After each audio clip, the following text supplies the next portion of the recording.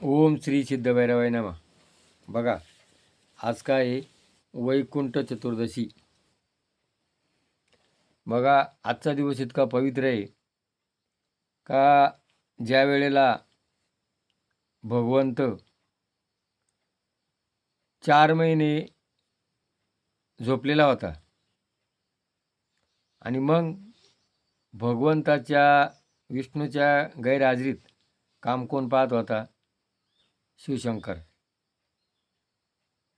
आणि मग ह्या दिवशी भगवंताना शंकरांनी हा जो कारभार आहे हा कोणाकडे दिला?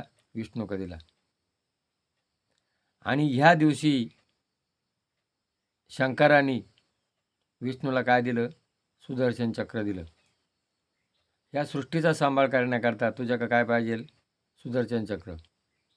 आणि मग जर कोणी त्रास देत असेल तर त्याला शिक्षा करण्याकरता हत्यार पाहिजे ना. जसं मिलिटरीमध्ये काय असते आज? बंदूक, तोफ.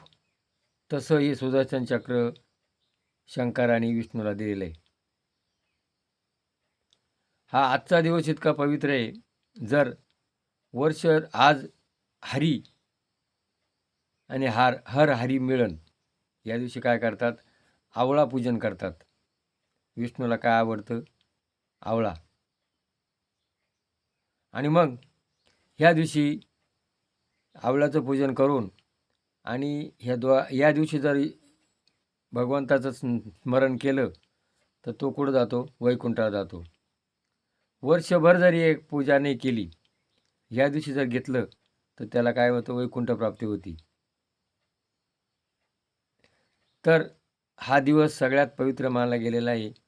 आणि ह्या दिवशी आज अनेक घटना घडलेल्या आहेत. चांगले मोठमोठे कामं या दिवशी झालेली आहेत. तर एक ब्राह्मण होता. तो ब्राह्मण काय करायचा? चंबाराचं काम करायचा. तो भगवंताचं नाव घेत नव्हता.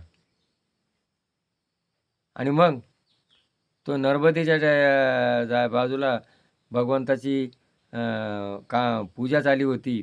साधुसंत आले होते आणि त्यांनी या दिवशी भगवंताचं नाव ऐकलं आणि त्याला सर्पदंशाने तो मरण पावला. मरण पावल्यानंतर त्याला यमाचे दूत आले.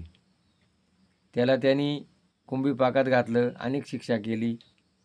पण तिथं विष्णूचे दूत आले. त्यांनी सांगितलं, हा जरी पापी असेल पण याने काय केलं होतं? भगवंताचं नाव ऐकलं होतं या वैकुंठ चतुर्दशीला. मग त्याला विष्णू लोकात नेलं आणि त्याला एकदम चांगली पद दिलं. म्हणून हा दिवस वैकुंठ चतुर्दशी मानला जातो. आणि ह्या दिवशी आपण पूजा करा आणि भगवंताचं आवळा पूजन करा, भगवंताचं स्मरण करा. आणि ही पूजा जर केली तर आपल्याला पुण्य प्राप्त होईल. आणि आजच्या दिवशी भगवंताचं नामस्मरण करा, कथा कीर्तन ऐका. संध्याकाळची भगवंताचं विष्णू सहस्त्रनाम घ्या, हरिपाठ घ्या. आजच्या दिवशी भगवंताचं स्मरण करा. हे जर पटलं असेल तर क्लिक करा. जय भैरवनाथ.